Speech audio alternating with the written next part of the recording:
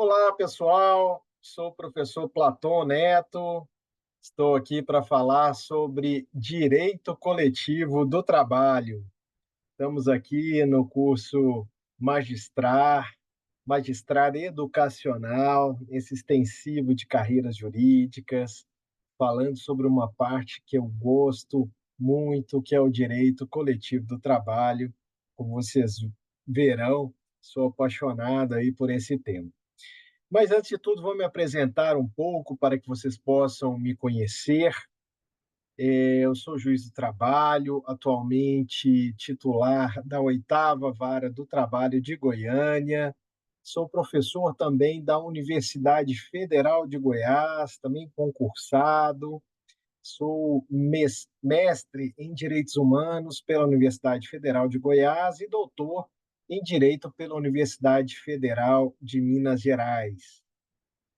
Como eu disse, sou apaixonada por esse tema e eu me apaixonei depois de ingressar na magistratura. Confesso a vocês que tinha uma dificuldade com esse tema.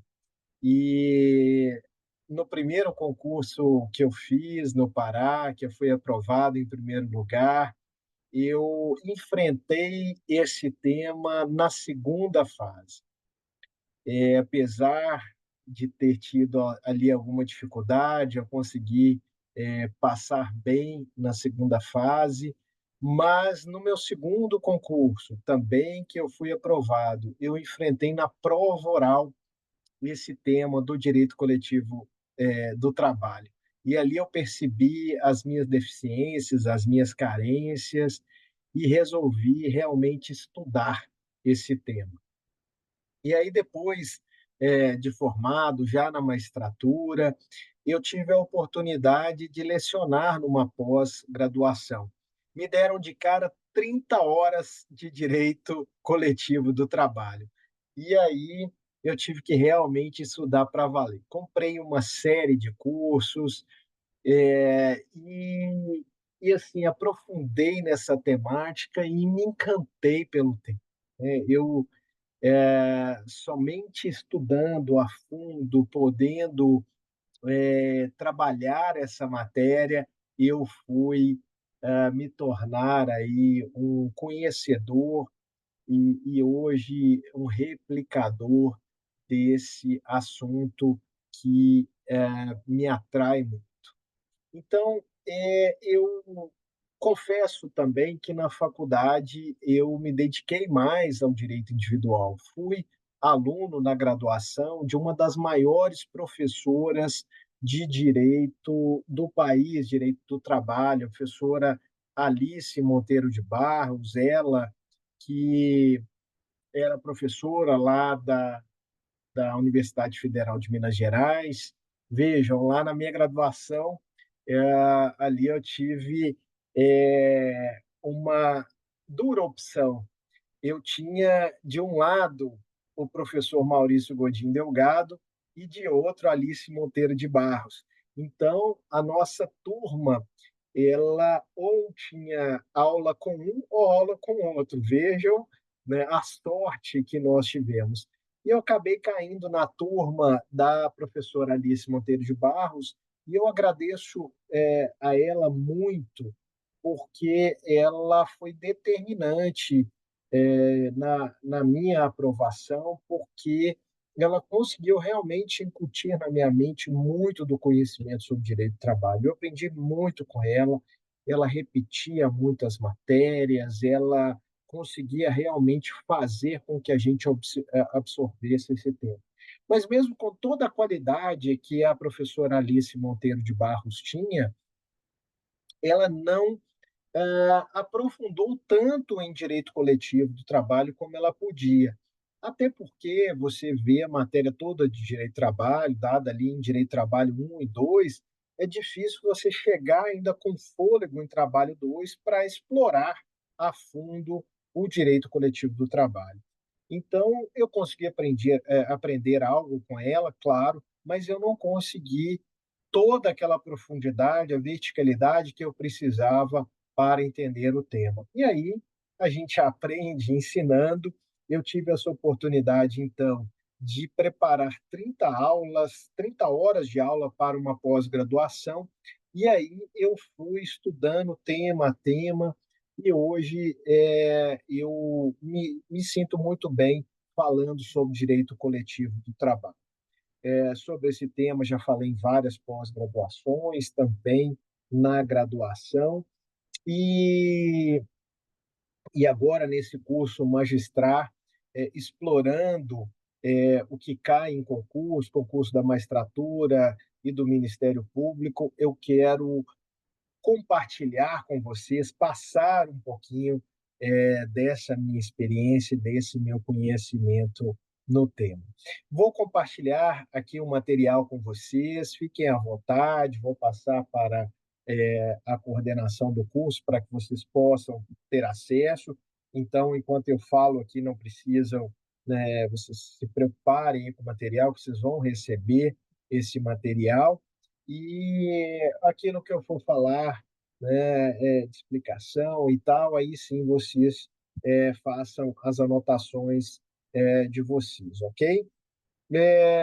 Eu quero também, durante essas aulas, dar dicas para além aí das matérias do concurso e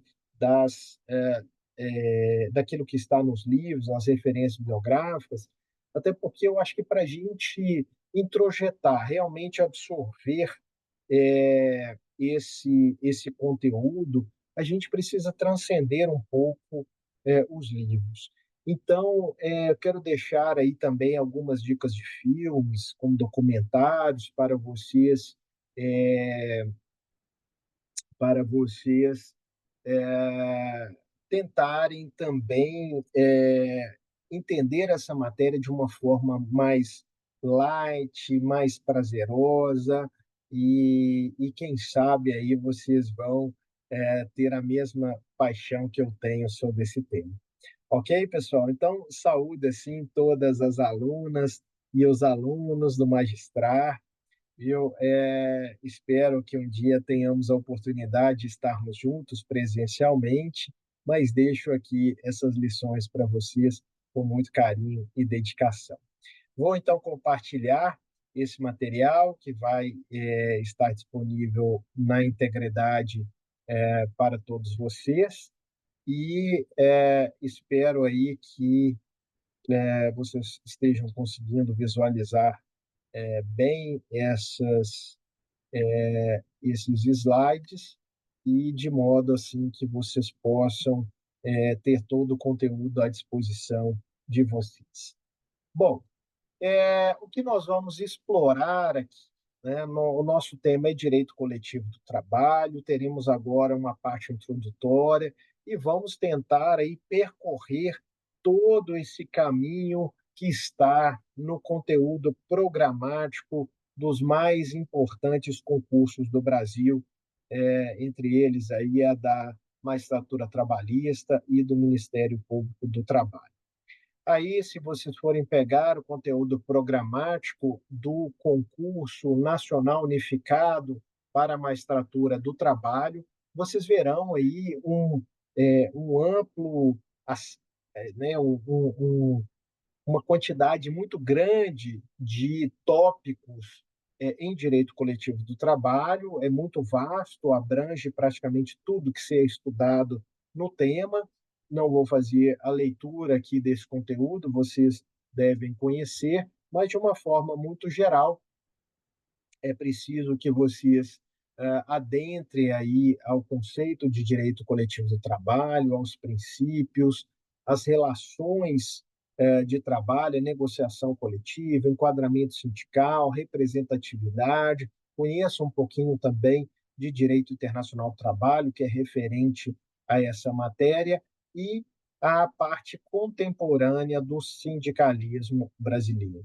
Já no concurso para o Ministério Público, nessa parte inicial, nós temos aí o conceito de direito coletivo do trabalho, autonomia, fontes normativas e uma série de questões que vão ser abordadas aqui nas nossas aulas iniciais. Bom, eu quero convidar vocês para uma viagem pelo direito coletivo. E, para tanto, meus caros alunos, minhas caras alunas, eu quero pedir a vocês que vocês virem a chave.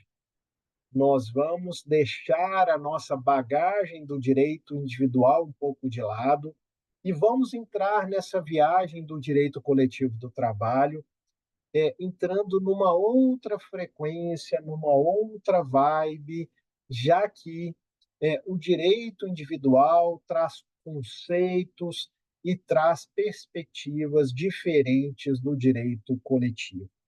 Então, pessoal, aquilo que vocês estudaram em direito individual, eu peço para que vocês deixem um pouco de lado.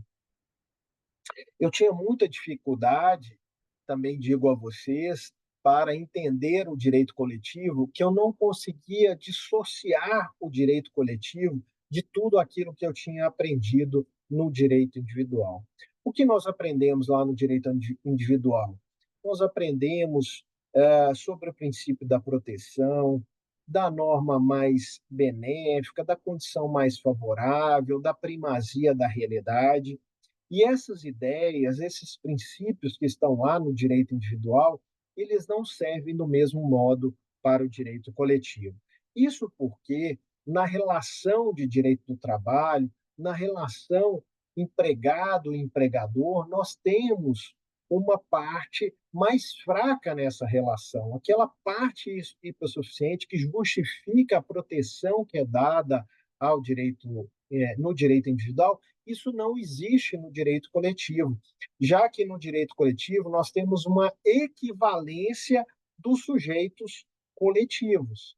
Dessa forma, meus amigos e minhas amigas, aquela proteção que é nuclear ao direito individual do trabalho, que é fundamental, que faz justificar a própria razão de ser do direito do trabalho, que nasce, que se desgarra ali do direito comercial, do direito civil, ela, no direito coletivo, ela perde, de certa forma, o sentido.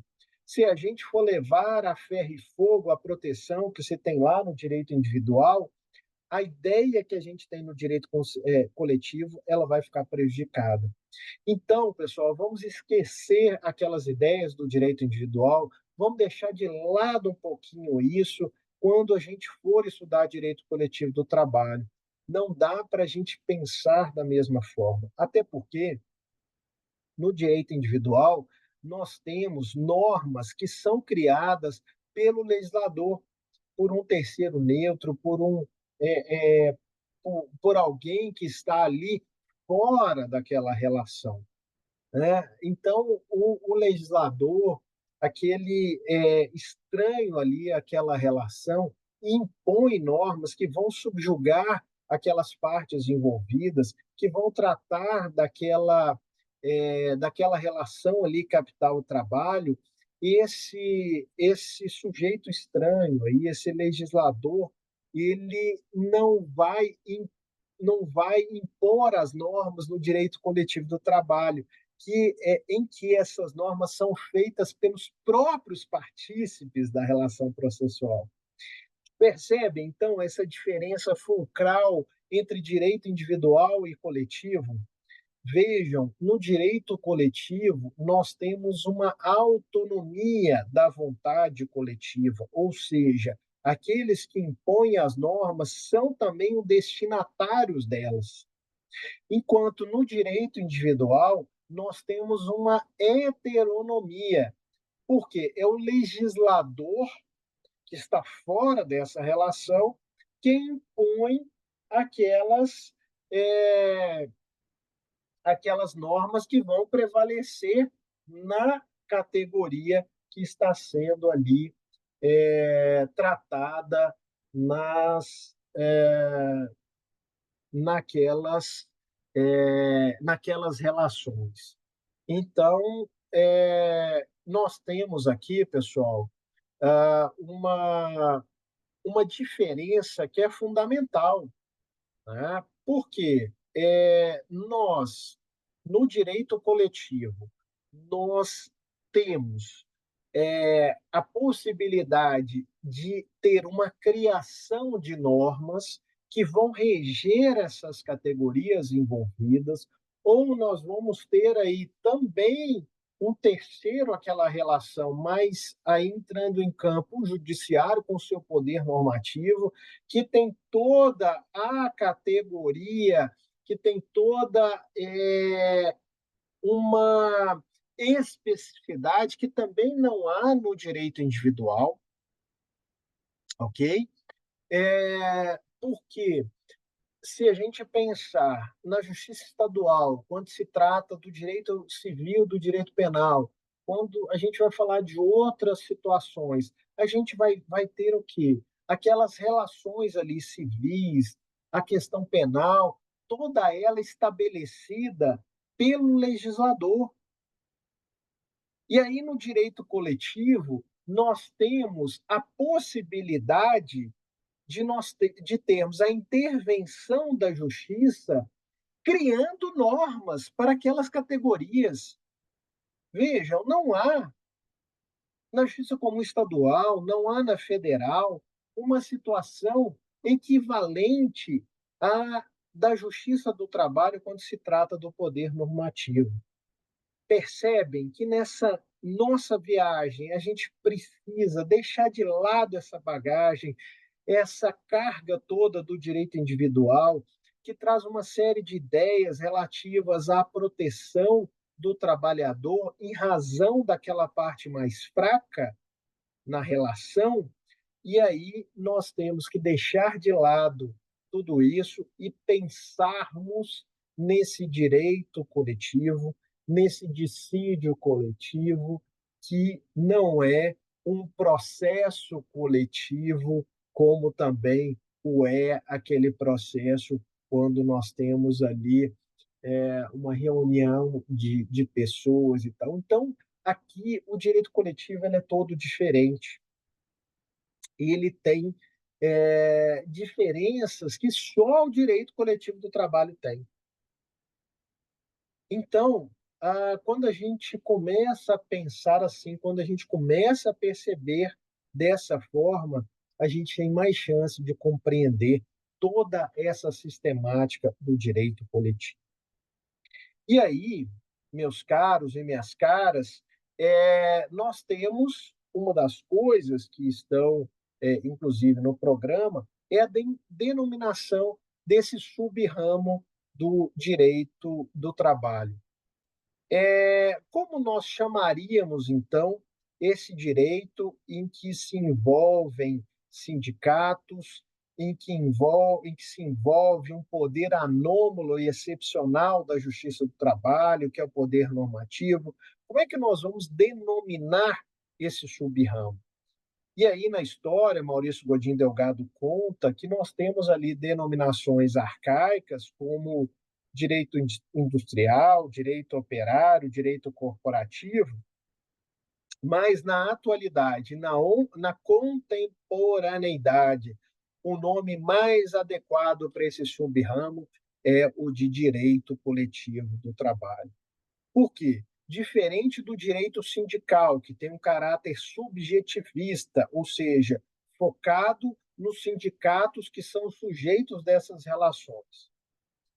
Ou, em vez do direito social, que traz ali uma dubiedade, que pode misturar outros ramos do direito, como direito previdenciário, acidentário, nós temos como uma melhor denominação, e eu assim também considero, a de direito coletivo do trabalho, por ser objetivista, realçando o conteúdo e levando em considerações relações coletivas.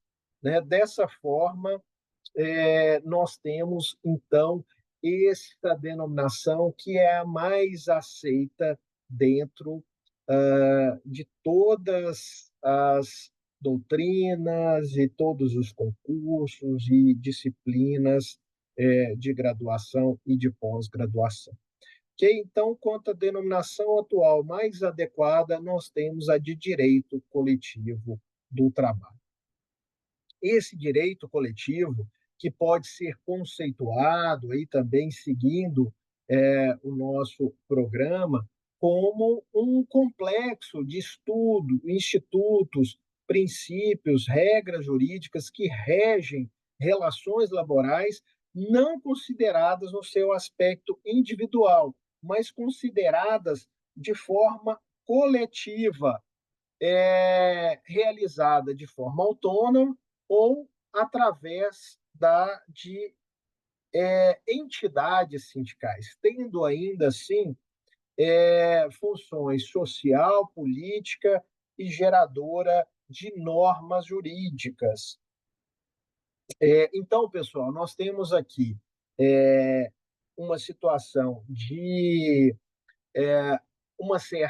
um certo conflito, né, entre denominações e de uma ruptura que vem sendo feita é, no,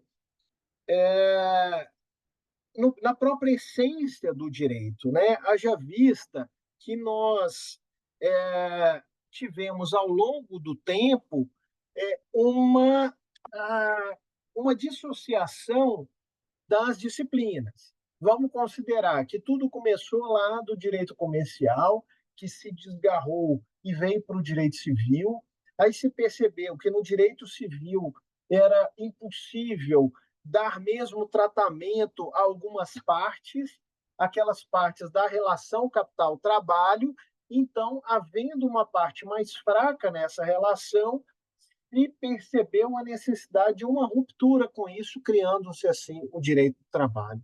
No entanto, dentro do direito do trabalho, não é possível considerar colocar tudo no mesmo balaio, tudo no mesmo saco, porque existem situações, existem questões que precisam ser tratadas de forma diferente. Daí porque, no direito do trabalho, como geral, se percebeu a necessidade de se ter um direito coletivo e um individual. E hoje já se tem essa autonomia como algo pacífico. Porque, se a gente considerar diversos aspectos, né, o aspecto legislativo, o aspecto doutrinário, o aspecto jurisdicional e o aspecto didático, nós temos uma uma autonomia do direito coletivo em todos esses aspectos. Como é que a gente vai pensar a autonomia do processo do trabalho, por exemplo, em relação ao processo civil, ou de outras disciplinas, desgarrando-se de outras, né? Várias que se desgarram ali do direito civil, outras do direito penal, né? Então, nós temos uma situação que justifica aí uma autonomia. E aí nós vamos ver alguns aspectos. Existe uma legislação própria do direito coletivo do trabalho? A resposta é afirmativa, sim. Nós temos, além de uma série de normas na CLT, nós temos dispositivos constitucionais específicos que tratam do direito coletivo do trabalho. Lá do artigo 8º ao artigo 11, nós temos dispositivos que tratam especificamente de direito coletivo do trabalho. Então, a primeira pergunta: tem autonomia legislativa? Sim. Tem autonomia doutrinária? Há aqueles que dizem, mas direito individual e coletivo são estudados juntos, né? Eu mesmo tive individual e coletivo em trabalho 2. Só que há uma tendência de separação. E se a gente for considerar toda a doutrina que há hoje, com vários livros, depois eu vou mostrar alguns livros para vocês aqui, um pouco aqui embaixo, se eu baixar aqui eu vou sair da tela, mas eu tenho vários livros aqui que tratam especificamente de direito coletivo. Então, hoje já se criou uma doutrina, já há uma independência também doutrinária, porque nós temos teorias, nós temos métodos e nós temos princípios próprios, ou seja, há uma autonomia científica também do direito coletivo, porque aqueles princípios que nós estudamos lá no direito individual, eles não servem ao direito coletivo. Então, vamos colocar aqui, por exemplo, o princípio da proteção no direito individual, ele não serve ao direito coletivo quando nós temos a equivalência dos contratantes coletivos. Certos princípios que estão lá, da primazia da realidade, da norma mais favorável, eles também não servem da mesma forma para o direito individual. Por exemplo, a norma mais favorável, que é a norma que é mais benéfica, se a gente for comparar normas é, trabalhistas relativas ao direito individual. Nós sabemos que nós sempre vamos aplicar a norma mais favorável. Mas no direito coletivo, não é assim. Por exemplo, antes se tinha aquela discussão, antes da reforma trabalhista, qual que deveria prevalecer, o que está no acordo, o que está na convenção. Hoje, o artigo 620 da CLT fala que o acordo coletivo sempre prevalece sobre a convenção, ainda que não seja a norma mais favorável. Então, vejam que aqueles princípios próprios do direito individual, eles não servem mais tanto ao coletivo. Agora vamos falar da autonomia jurisdicional. Existe um órgão jurisdicional para tratar o direito coletivo? Vejam, não só tem, mas tem um poder normativo próprio que só a Justiça do Trabalho tem. A Justiça do Trabalho é capaz de criar normas, algo que não é natural da função jurisdicional. Vejam, o que a justiça faz? Ela decide um caso concreto. Ela usa as normas postas pelo legislador para decidir uma situação fática ou para decidir alguma matéria de direito que esteja ali posta, mas com base naquilo que é decidido pelo legislador. A Justiça do Trabalho, ela possui um poder normativo que tem a capacidade de criar normas que vão reger os casos concretos. Ou seja, ela se arvora num poder legislativo que é próprio de outro poder, criando-se assim um poder anômalo e excepcional para o X-Trabalho. Então, a autonomia jurisdicional aí ela é claríssima. Existe no Brasil uma justiça especializada com uma característica especial de poder normativo próprio ao direito coletivo. E aí, para a gente arrematar, nós temos cada vez mais autonomia didática. Tem cursos de direito, eu conheço mesmo cursos aqui em Goiânia, que já tem disciplina específica de direito coletivo do trabalho. Então, vejam, nós temos autonomia legislativa, doutrinária, jurisdicional e didática, que faz com que o direito coletivo do trabalho tenha definitivamente uma autonomia. Não uma autonomia para ser algo distinto do direito do trabalho, mas uma autonomia para se justificar um sub-ramo do direito do trabalho, ou seja, o direito do trabalho ele é classificado em direito individual e em direito coletivo. Então, vamos lá destrinchar um pouquinho isso mais, detalhar um pouco isso. Vejamos, o direito do trabalho como um ramo do direito e com uma característica geral, ele inclui o direito individual, tendo como fonte o contrato individual. Esse contrato individual entre empregado e empregador, que tem as suas características próprias e sobre o qual incide uma atividade do legislador que é mais rigorosa. Aquilo que vai reger o contrato individual fora das condições estabelecidas por norma coletiva, se uma categoria ali não tem normas, esse contrato vai ser regido que apenas pelas normas estabelecidas pelo legislador, apenas por aquelas que estão lá na Constituição e na CLT. Então, nós temos aí o direito individual, isso está lá no tratado do Guilherme Camanelas, né, um grande autor, um tratado tem 10 volumes sobre direito do trabalho, uma parte específica sobre direito coletivo. Ele fala, olha, o direito individual ele tem como fonte o contrato individual. Nessa situação, a atividade legisladora ela é mais rigorosa porque ela é geral. No entanto, a sentença, quando trata dessas questões, ela é individual e vale interpartes ali. É quando se dá uma decisão, quando o juiz de trabalho julga um conflito ali entre empregado e empregador e diz que são devidas horas extras, verbas rescisórias e por aí vai.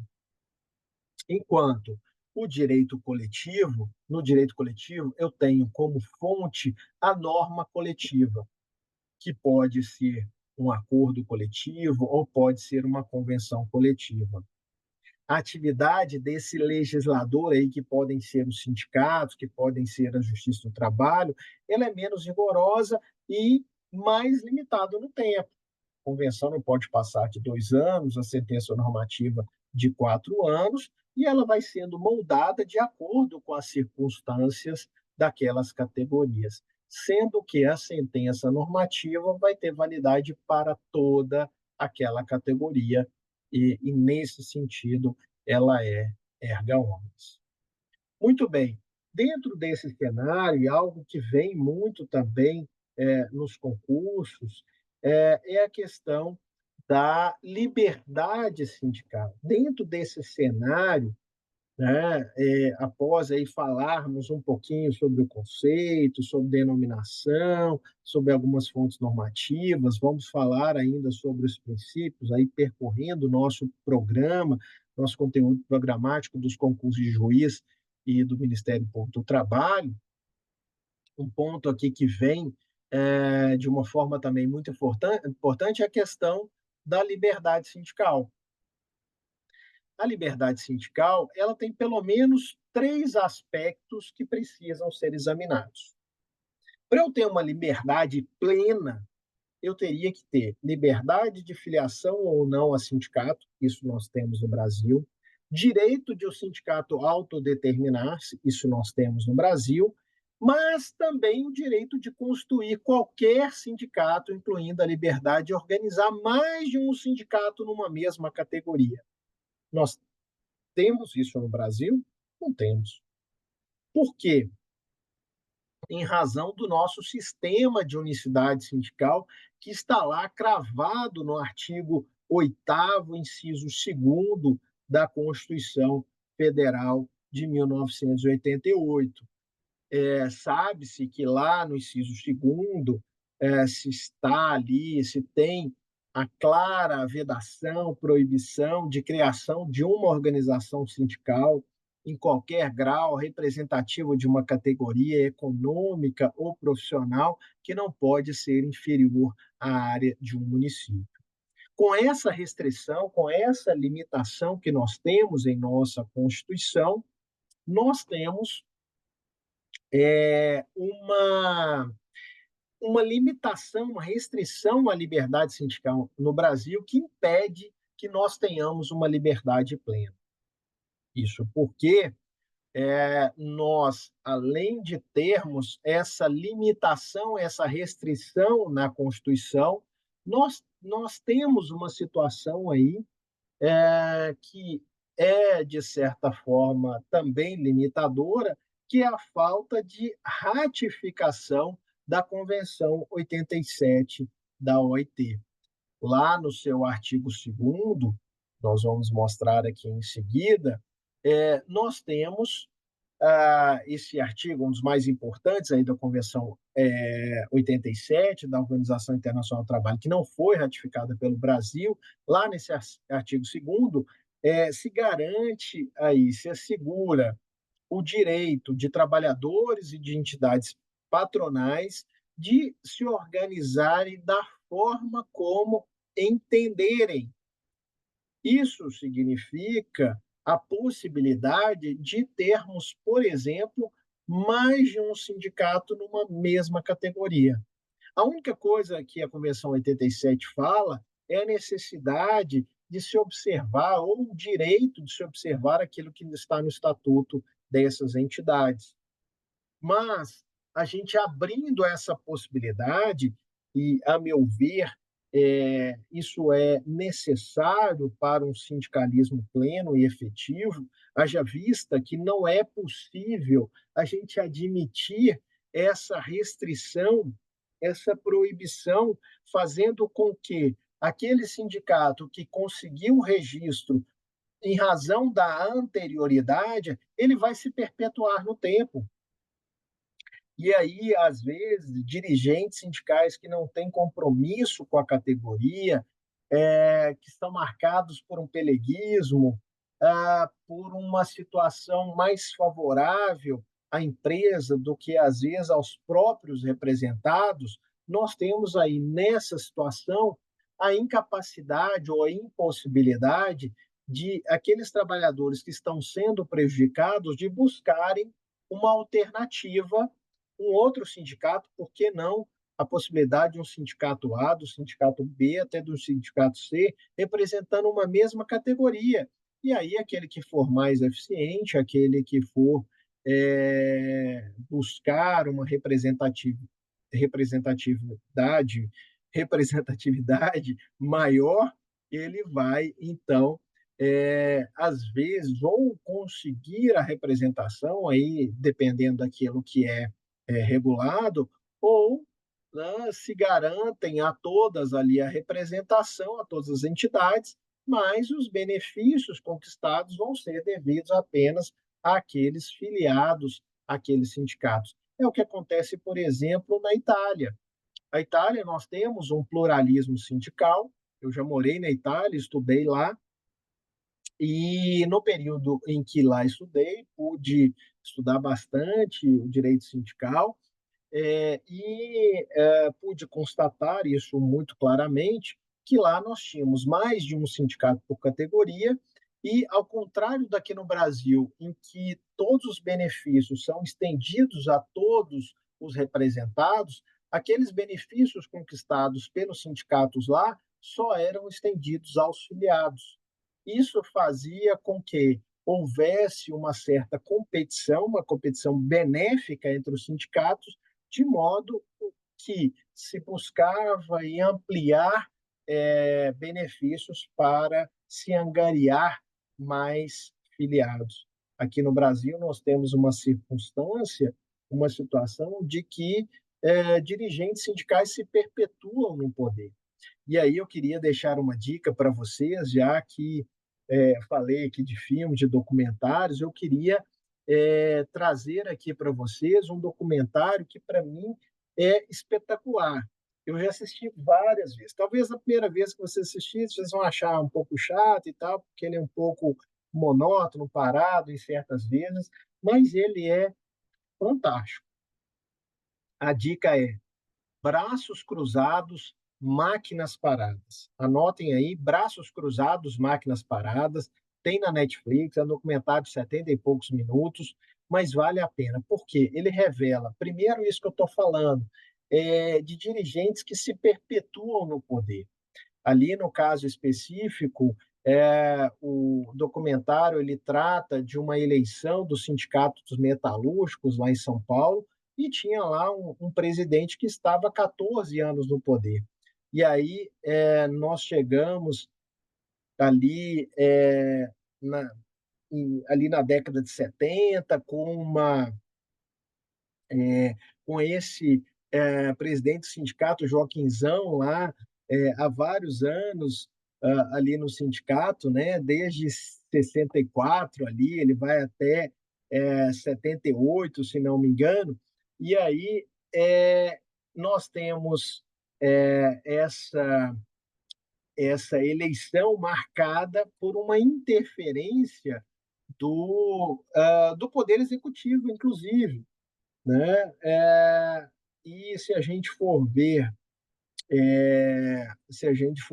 a Constituição, hoje, 88, no seu artigo 8º, inciso 1º, se impede essa interferência. E aí, aquele documentário que tratou dessas eleições nos sindicatos metalúrgicos lá de São Paulo, e as greves ocorridas ali em plena ditadura militar, ali em 1978, esse documentário ele é de 79, ali, E é para mim assim fantástico, porque ele revela aquelas entranhas do sindicalismo que veio lá com o corporativismo de Getúlio Vargas e foi marcado aí pela unicidade sindical e por uma série de questões que até hoje atravancam o nosso sistema sindical brasileiro. Então, por que que nós não temos uma liberdade sindical plena no Brasil? Porque nós não ratificamos a Convenção 87 da OIT, e são poucos os países do mundo que não ratificaram, mas países significativos como Estados Unidos, China, Índia, Irã, né, deve representar aí a maior parte, ou se não quase a maior parte da população mundial, mas esses países que são numericamente inferiores, mas com população muito grande, eles ainda não ratificaram a Convenção 87, e entre esses países, infelizmente, está o Brasil. Eu sou defensor da Convenção 87, porque ela pode proporcionar uma maior liberdade sindical. Vejam que esse permissivo da Convenção 87, seu artigo 2º, traz essa possibilidade aí de trabalhadores e entidades patronais terem aí a possibilidade, o direito de constituir organização de sua escola. Beleza, pessoal? Vamos passar então agora dentro aí, seguindo os nossos programas, vamos passar para alguns princípios, né? Princípio da interveniência sindical, na normatização coletiva. Vamos então aí seguir uma classificação do professor e ministro Maurício Godinho Delgado, que está no seu livro Direito Coletivo do Trabalho, inclusive já foi citado em vários concursos. Eu já enfrentei questões em segunda fase específicas que estão lá no livro dele, como o princípio da adequação setorial negociada, não homogênese jurídica, e tantas questões que às vezes derrubam candidatos por não terem conhecimento delas. E aqui o que eu vou tentar fazer hoje aqui com vocês é fazer com que entendam melhor esses princípios que regem o direito coletivo do trabalho e não se aplicam ao direito individual. Por exemplo, o princípio da interveniência sindical na normatização coletiva é um princípio próprio do direito coletivo. O que esse princípio faz? Ele faz com que se assegure ali que as categorias estejam devidamente representadas quando se trata de normas coletivas, fazendo assim com que haja pelo menos uma intervenção do ser coletivo obreiro. O que significa isso? Eu não posso juntar um grupo de trabalhadores e fazer uma convenção coletiva. Há aquela exceção do artigo 617, há uma discussão se o 617 ele, ele foi recepcionado ou não pela Constituição.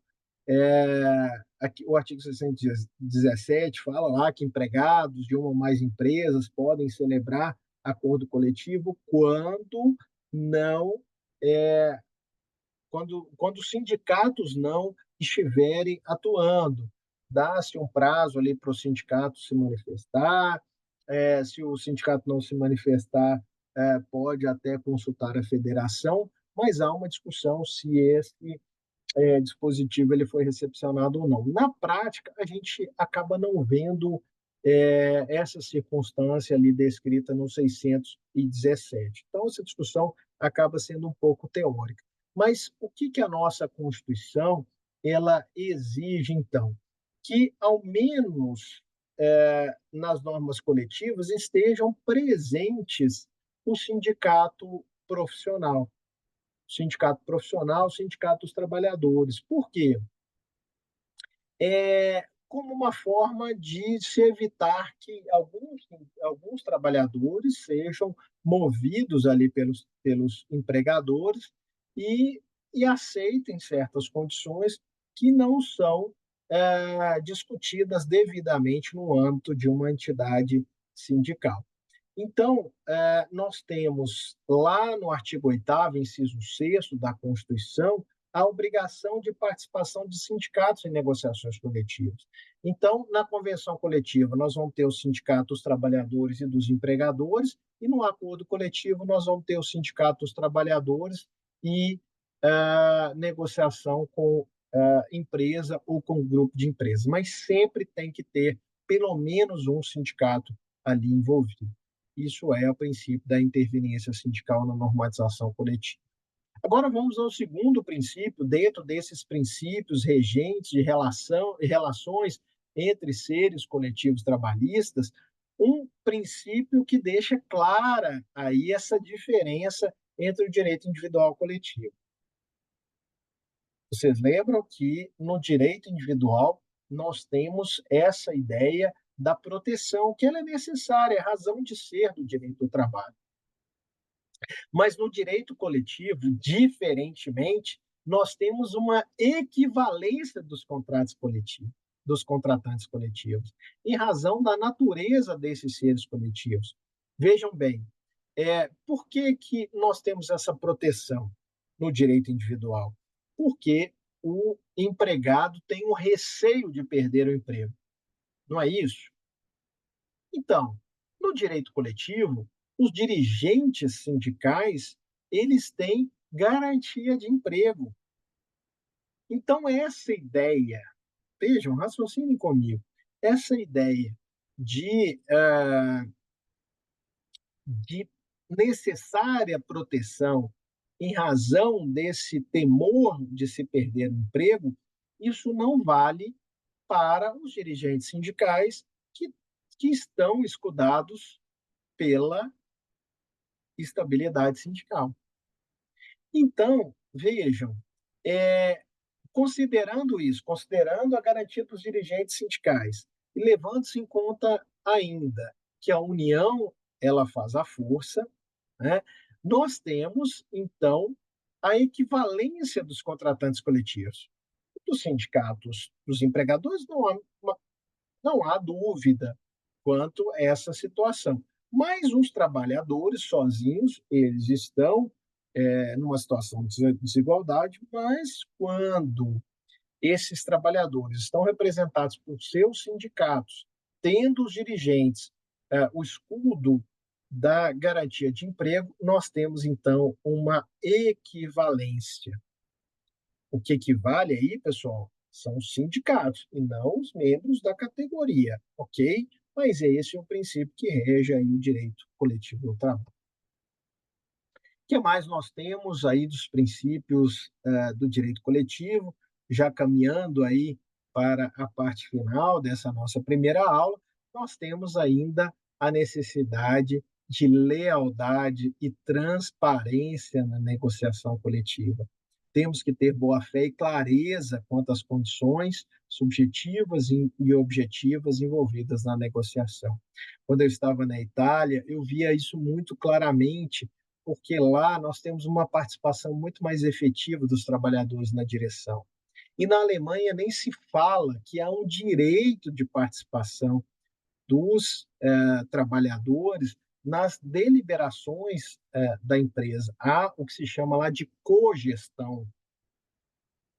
Então, embora isso não haja no Brasil, isso não restringe, e isso não impede a necessidade de lealdade e transparência. Então, a empresa, por exemplo, quando está discutindo um reajuste salarial, ela tem que trazer à mesa as suas condições. Eu tenho feito atualmente, tenho ajudado o desembargador vice-presidente do nosso tribunal nas mediações em questões coletivas. E essa situação econômica, ela sempre vem ali na negociação, ela sempre é colocada na mesa, porque é fundamental a gente saber as condições, por exemplo, quando se diz que não é possível dar um reajuste salarial, você tem que trazer ali de forma clara a situação econômica da empresa. Isso não significa que nós vamos ali invadir as planilhas, invadir os balancetes e tal, não necessariamente, não que isso seja proibido também, mas o mínimo de lealdade e transparência é fundamental na negociação coletiva. Aí passando agora para princípios regentes das relações entre normas coletivas e normas estatais, nós temos aqui dois princípios que são fundamentais. Princípios também que ajudam nessa diferenciação entre direito coletivo e individual. O primeiro é o da criatividade jurídica, que também não há no direito individual. Empregado, empregador, embora tenham ali é, algumas possibilidades de estabelecer cláusulas, embora exista o ius variandi, nós não temos aí essa criatividade tão grande como nós temos no direito coletivo. E aí nós temos um princípio que é o chamado da criatividade, é chamado de criatividade jurídica na negociação coletiva. Com isso, os sujeitos participantes, eles têm poder de criar normas e aí, em benefício do trabalhador, o céu é o limite.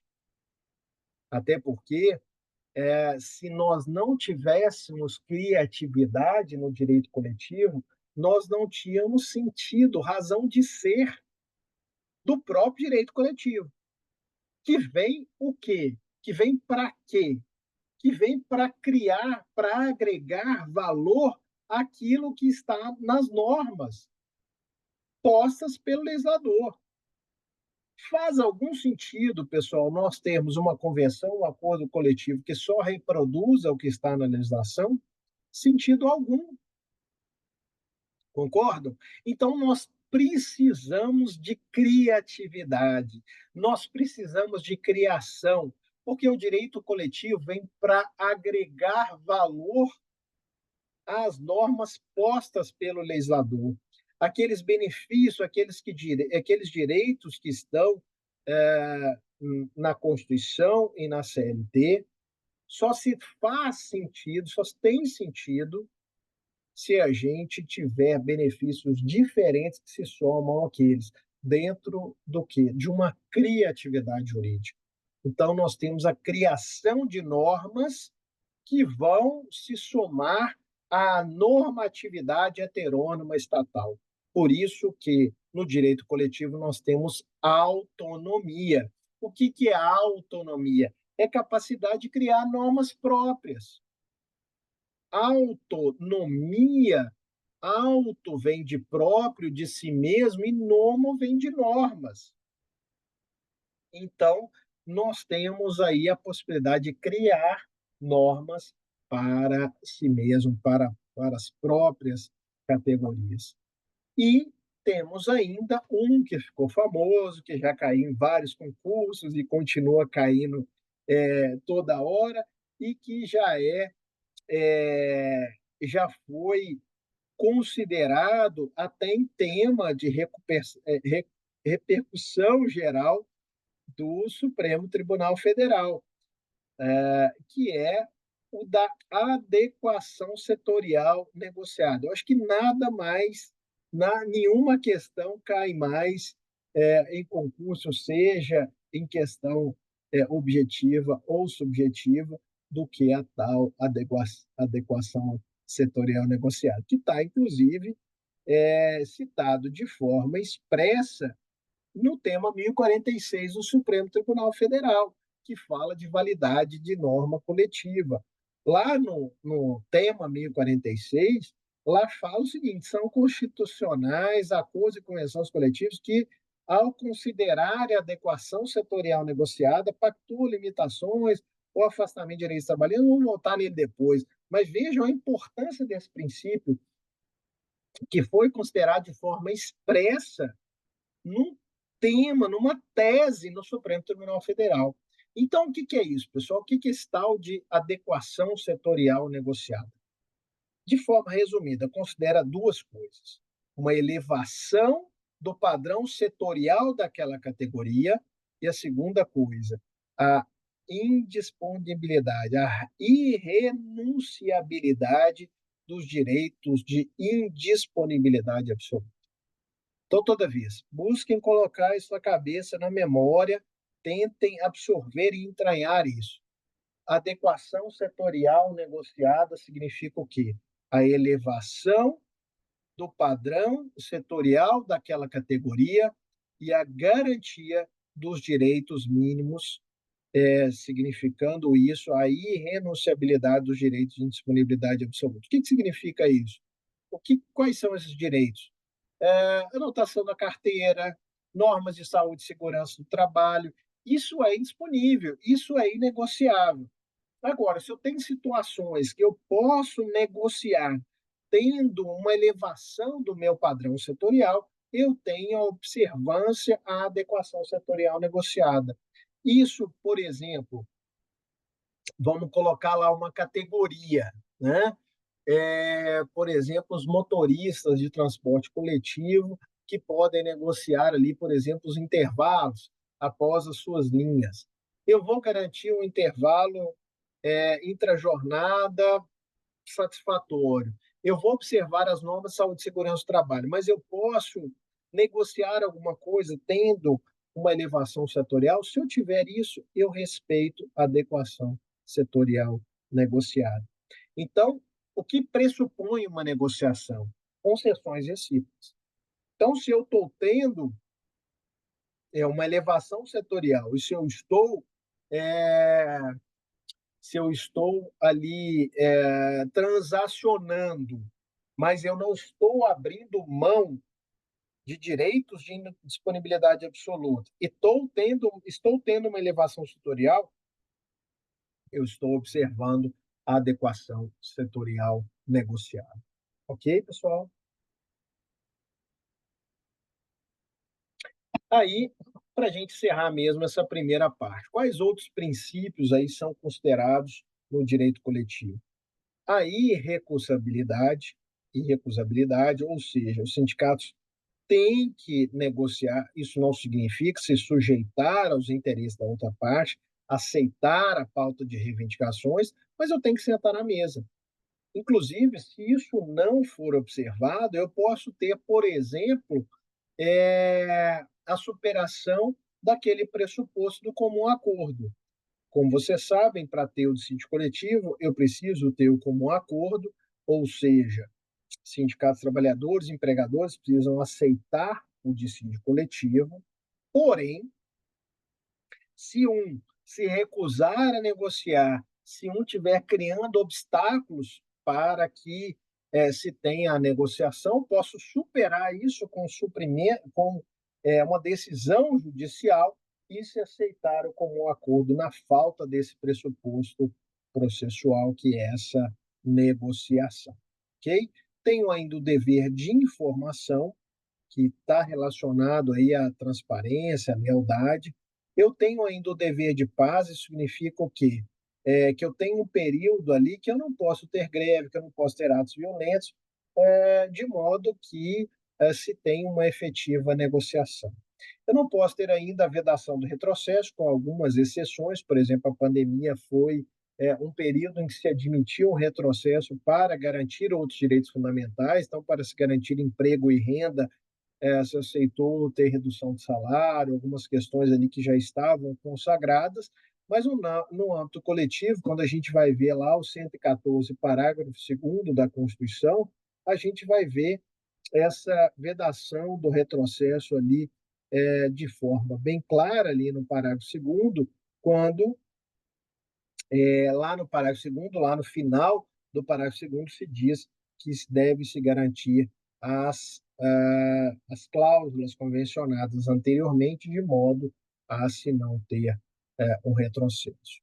Temos ainda o princípio da autonomia, né? Nesse princípio, direito positivo não é de responsabilidade exclusiva do Estado, sendo que os agentes sociais também participam desse direito, construindo normas de caráter coletivo.